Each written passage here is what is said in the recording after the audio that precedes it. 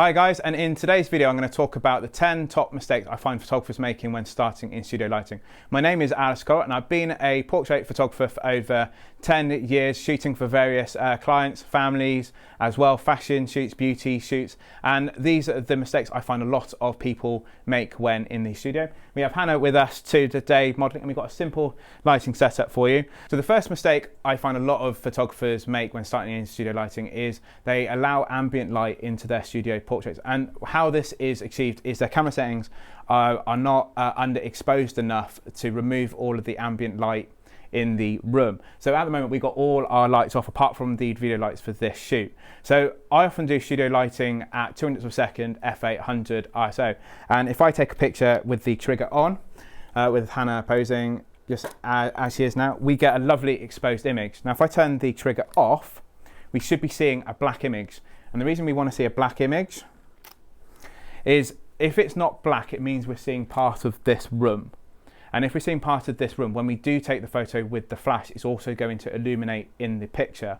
So what you want to be making sure is that your aperture is low enough or small enough to remove all of that ambient light which would be in your photos. Now if you are still getting an underexposed image, it means you've gone too far, and what you can do is start turning your studio lights up, because what you are doing is you're using your exposure on the flash, not the exposure of the room. The second common mistake I find photographers making is they have the wrong white balance for studio lights. Now what will commonly happen is on your camera you're going to have your white balance on auto because you go off and do landscape photography or some other photography indoors or anywhere.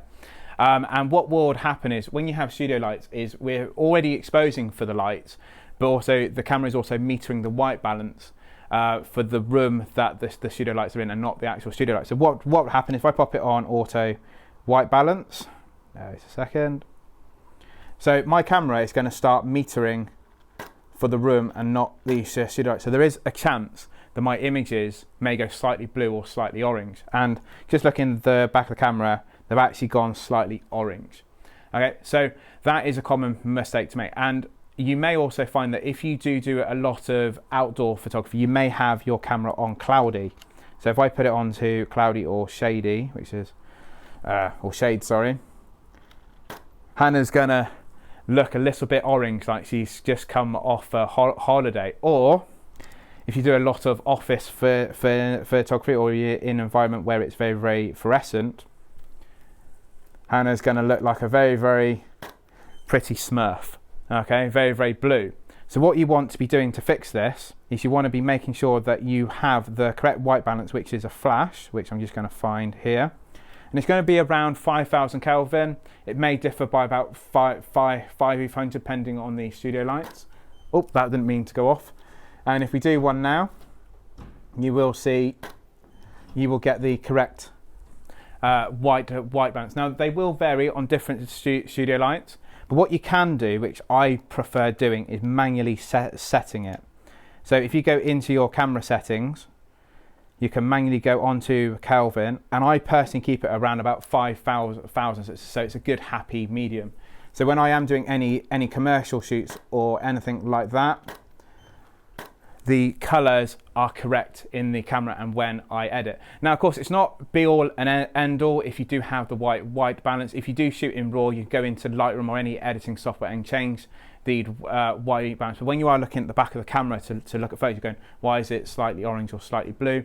It's because of your white balance is incorrect. The third mistake I often see photographers making is they have the wrong sync speed for the studio lights. Now I've already covered this in another video, but I will go over it again. Is when you've got a trigger on top of your camera, most cameras will automatically just stay to a 200th of a second, 160th or 250th of a second, depending on the brand of camera. But some cameras don't, and you may end up at 400th of a second. And what will happen is when you fire the studio lights, the blades are going to shut too quick. So when you look at the photo, there's going to be like a black blade appearing in the photo. So when you are doing studio lighting, make sure you are around 200th of a second or 160th of a second. But I'm just going to do a quick demo just to show you. So this is our Nikon Z6 at 200th of a second, which is maximum sync speed. If we take a picture of Hannah now, it will come out without any black blades appearing. If I go slightly faster, let's say 250th, you're now going to see a black blade appearing at the side of the image, and a lot of people can't understand why it is there, and it's all to do with the camera's sync speed with the trigger. The fourth mistake I often see photographers doing, and I've tried purposefully doing it, is light positioning. Now when the light is too close to our model, and you get this over hanging effect, and what happens is you end up creating something called panda eyes. Now what this is, if I take a quick shot of Hannah, is you will see that she gets a shadow underneath her eyes, and you don't really get a catch light either, which is very, very important in portraiture. So to correct this problem, you either got to correct the angle of the light and also move it further away so it's actually lower, so then you start getting a catch light in the eye. So I'm just going to quickly do that, and then I'm going to show you the difference. So to fix this problem, you often just need to move your light further back or your subject further back. Now, as we got the lights behind Hannah, it's easier for us to move this light further back. I have also lowered it as well, so it's actually aimed more at Hannah's face than what it was doing before, pointing downwards. So if we take some photos now, you'll actually see it illuminates Hannah a lot better. You also see these lovely catch lights appearing in Hannah's eyes, and Hannah's got a lovely smile too. And that is what you want to be seeing in your studio portrait, is a catch light and illuminating the face correctly. The next common mistake beginner photographers make with studio lighting is they have all the studio lights on the same power because they think everything needs to be at the same settings for your camera. But this is wrong. So I got a simple clamshell lighting setup here, and if we just do a shot with just one light on, and you will see we'll get a lovely beauty shot here of Hannah. Now if I put this light on the same power on this fill light, we're going to end up with this very, very flat, if not up lighting effect. Okay, which you can now see in these examples. So it's more of an uplight effect. So this is a misconception that not all lights need to be on the same power. So a lot of people ask me about ratios, and if this is on 1, this is half of it. Okay, because what you want to be doing with light, especially if you're doing something like this, is you want to be softening a shadow but not removing it, or having a fill light overpowering your main light. So now that I've turned this light down, you should now get a really beautiful beauty shot there of Hannah with the shadow underneath just softer, and it's because this power is on a lower duration than this light. So just remember, not all lights need to be on the same power. Another common mistake with studio lighting is not knowing what each modifier does in a studio, and what this can do is cause harsh shadows on our model, especially if they have got a lot of skin blemishes such as spots or acne, and it shows a lot more contrast. So it's really important to understand the difference between soft and hard light, and where it should be used and where it shouldn't. Now I've got a soft lighting setup ready for you, which you've just seen in the previous example, and I'm going to use those examples, and we're going to swap this over for a beauty dish, which is a harder light, and we're going to show you the difference between soft and hard light. So now that we've swapped over to the beauty dish, we've got a much harder light now. So what will happen is it's going to pick up a lot more texture in Hannah's skin. So as previously mentioned, if someone's got a lot more blemishes or acne, you will see a lot more contrast in their skin. So you may want to go for the softer light effect now that we've got the 2 examples up. So before you are booking your model or the people coming to the studio with you, just have a thought about what lighting modifiers are going to be the most flattering for them. So we'll just take some shots of Hannah with this beauty dish, and what you will see from the examples that you're seeing now is Hannah's got a lot more texture in her skin, which is very, very different to the softbox, which gets a softer fall off of light, so you don't get as much contrast. So if you are debating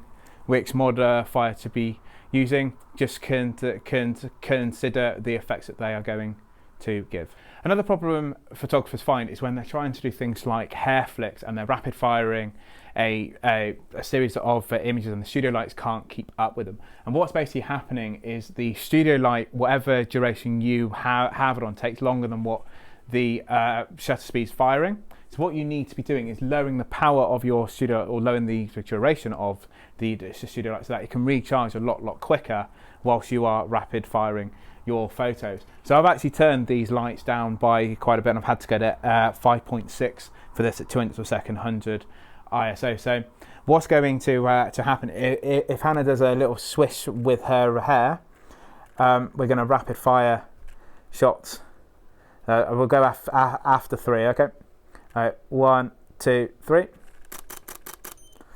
And I messed that up the first time because I couldn't remember where Hannah's head was going to be. So could we do another one very quickly? Okay. So 1, 2, 3. Now, can you see that the lights kept up a lot more than if we put these back on the original settings? So I'm going to turn these back up to the original. I'm just going to go back to F8. And just going to do that. Okay, and we're going to go 1, 2, 3. Can you see the lights couldn't keep up as much as the previous example? So you're going to get a lot more black shots appearing, or parts of the lights will fire, not other parts. So what you want to be make sure is that the lights are on the quickest duration, they come at all the lowest power, and a rapid fire system, maybe 5 frames per second or 3, and then you can then get a more consistency of that hair flick going across your images. A common problem you may find is not understanding the inverse square law, which is all about the fall of light onto our model. So we got Hannah against a black backdrop with a beautician. We got Hannah quite close to the backdrop as much as the beautician is quite close to Hannah. So what will happen when we take a picture of Hannah is, can you see the top left-hand side corner? The fall of this light is actually hitting our black backdrop and turning it slightly grey. This means as much as the light is hitting Hannah, it's also illuminating our black backdrop. And this can happen with any backdrop or any lighting setup. It's just too much light spread around. So what we need to actually do is remove this. And the best way to actually do it is to move Hannah off the backdrop and move the beauty dish back. No, so we're going to move. So now that we have moved the beauty dish back, and Hannah's also moved further forward as well, the light is now going to be falling off towards the bottom of the backdrop paper and not illuminating what is going to be in the image. So we're now going to get a pure black backdrop. So if I just do a couple of shots to actually show you this, and you can shoot 3/4 length or whatever length you like for these, but if you notice in the images, it's now a pure black and only Hannah is now illuminated, so we don't get that pastely grey fall of light on our black backdrop. A common problem I see a lot of is when models get lost in the backdrop, and a common one is shooting black on black, which we do already have a video on, but I'm going to do a quick example for you here. So we've got Hannah in a black outfit. Now you can see her arm through it, but there are sections where it's pure black, and what will happen if we only have this one octabox on is she's going to look a little bit lost at times with these one light on, and what will happen is you're going to have limbs missing and things like that. So what we do is we often add a kick light to lift Hannah off the backdrop and give us a little bit of separation between Hannah and the backdrop. So if I turn this light on, and it's just going to illuminate the right side of Hannah but our left, you'll now see a nice kick light going around Hannah, lifting her off this backdrop. So if you do have this effect, get another light, stick it just behind the model, pointing at the model, and that will lift them off whatever backdrop and colour you are shooting against. So our last and final mistake people make is just a lack of confidence to improvise if you haven't got the right equipment. So let's say you've only got one light. We could get a whiteboard in as to reflect light back and act like a second light. So Lucy, would you mind coming in with a board? And we're going to place this against Hannah here. So if you wouldn't mind holding that actually there. Actually, first of all, so I do a shot without, and then I'm going to show you with. So if you wouldn't mind stepping back up. So we're going to do a shot of Hannah with just one light. And you're going to see that we just need to lift up that shadow just on this side. And if we haven't got a second light, grab a white foam ball from like Hobbycraft, only a couple of pounds. Grab anything which is reflective. You can buy reflectors as well, but adding this in, you now can just soften that shadow in the background there. And also I'm going to show you a few other examples now, and including this large wall. And also, if you have a small studio space but you want to have a large light source, why not use a white wall as your light source? Just point a studio light at it, and then you can bounce all of the light back to illuminate your model. So this will help massively if you want to do full-length photos. You want to get a really nice, soft, graduated light, and you haven't got the right modifier. Look at where you can bounce light off and illuminate your subject there. So if you want to add a little bit of colour to your images and you don't have a pack of gels, why not look at everyday items such as freezer bags for the blue, Tesco's freezer bags for the red, or even using anything which is translucent but got a colour in, and use it as a gel for your light. So then if we do some shots of Hannah, we can now add a little bit of colour in to also complement the outfit and the black backdrop, and just give it a little bit of something else to the photos. And all it was is just something we put orders in, and we can use that as a gel. So there's no excuses left for why you cannot take great photos in a studio. But if you do this, make sure the modeling bulb is off, just so you don't melt it.